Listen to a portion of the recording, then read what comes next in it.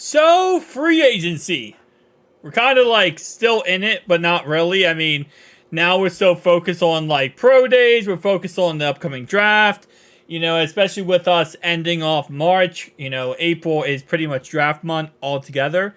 But there's still a lot of good players available in free agency. And every day I feel like slowly, now that everything has slowed down, different players are getting plucked off of free agency, left, right, and center.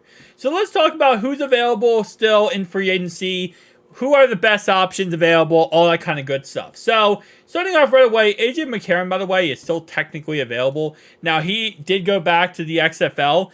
Based on what I've heard, it's possible that we sign him back for training camp and maybe some preseason to see, But other than that, he's going to stay in the XFL. And the only quarterback still available that has any type of skill to him, I feel like, okay, let me not trash him quickly. The only quarterback available, I think, that could actually be a starter is Ryan Tannehill. Like, there's no other quarterback here who's going to be a starting quarterback in the NFL. So, shout out to NFL teams because they plucked free agency like nobody's business. Running backs wise, Cordell Patterson, he's just a little bit too old for my liking. I really am not against the idea of bringing in Clyde Edwards-Helaire. 1.6 million average annual salary is what he's worth. Get that LSU, band back together with him when he played back with Joe. I wouldn't be against the idea of bringing them for training camp. Probably not make the roster, but for training camp potentially, and preseason. I don't see a reason not to bring in Clyde Edwards-Helaire, especially if his market value is $1.5 million per year. I mean, get him on a know-nothing contract, bring him in, see what he can do. I really am. I don't see the reason not to go ahead and pick him up. Like Zeke Elliott, you're not picking him up. You're not picking up Boston Scott. Really, none of these other running backs has any value. J.K. Dobbins, hilarious how he's still in free agency. Just because of the fact like he gave the Ravens so much problems because they didn't want to re-sign him, but it's because he has so many injury concerns, and his market value is $2 million, which is way too much value for him. But anyway, though, I think we should pick up Clyde Edwards-Helaire. I think that would be a really cool pickup to have. If anything, just as a rotational piece. So here we go. Wide receivers. Because there's still a lot of great wide receivers available. I know we're, 2 weeks into free agency here, 2.5 weeks. But like Hunter Renfro, still a really solid slot receiver. Allen Robinson, trash. Odell Beckham, I know Chad wants us to sign him. We're not signing him. Michael Gallup, not really interested. I would love to bring back Tyler Boyd, but that 8.7 a year is just not going to happen, my guy. You're going to have to go down to around like probably 4 or 5 million a year, and then we can start talking. But again, like I said, Steelers aren't interested right now at his price tag, so he's going to sit on free agency pretty much until the draft.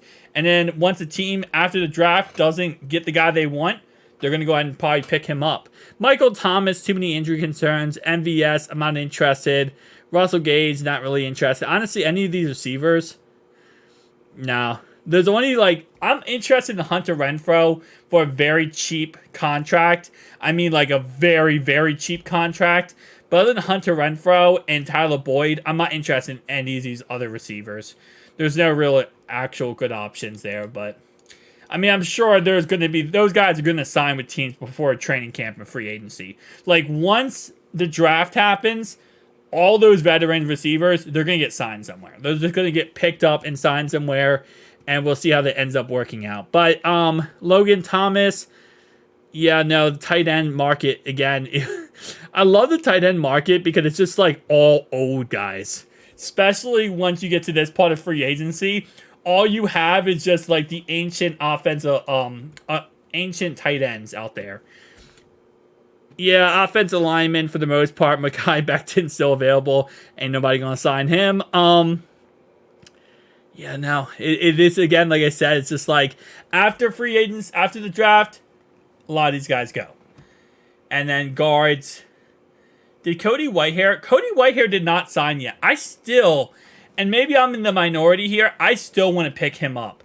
Connor Williams or Cody Whitehair. Just if anything as, depth pieces for our team, I would love to pick them up and have them compete with Cordell Volson for the starting job. I would love that more than anything. I know we won't probably do it, but I would love to see that. Now, there was some talks a little while ago about Calais Campbell, that we should pick him up. He is 37 years old. I know he's old, but he actually had a good season last year for Atlanta. And it would help us out with veteran leadership with Miles Murphy and maybe some other younger guys as we draft this upcoming draft. But I wouldn't be against the idea, but again, it would have to be a league minimum.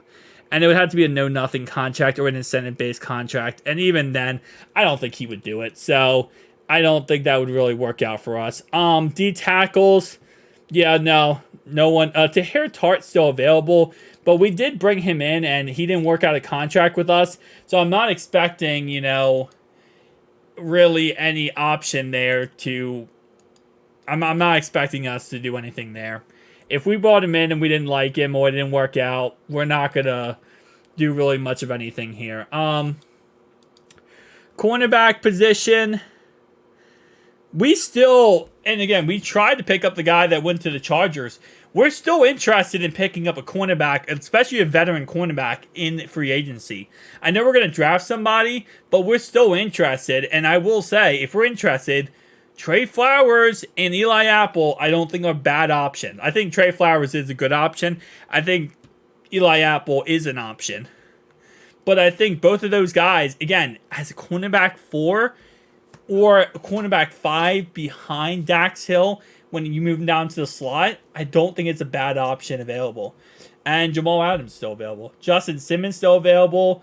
Quandre Diggs is still available. Eddie Jackson, Micah Hyde. There's some pretty good safeties still available, which is another reason why I feel so bad for the safety position. Because if you hit free agency this year and you're a safety, this is why they're still available. There's so many good ones. There's so many good safeties this year that they just started getting signed left, right, and center. And now you have all the older guys, but you have some really good talent still available. Keanu Neal, I know he wasn't great for Pittsburgh. He's still a really good safety in the league. And I think he could be really good for a certain team, depending on where he goes. Obviously, usually how it works for free agents is depending on where they go. What kickers and punters are available? Kickers, Greg Joseph, Randy Bullock. Yeah, no one's going to sign there. The Steelers punter. Yeah, no, that Steelers punter ain't signing with nobody. Based on what I've heard from Steelers fans, they absolutely dislike that man greatly. But guys, tell me down below your thoughts and opinions. I'll see you guys in the next one. Peace.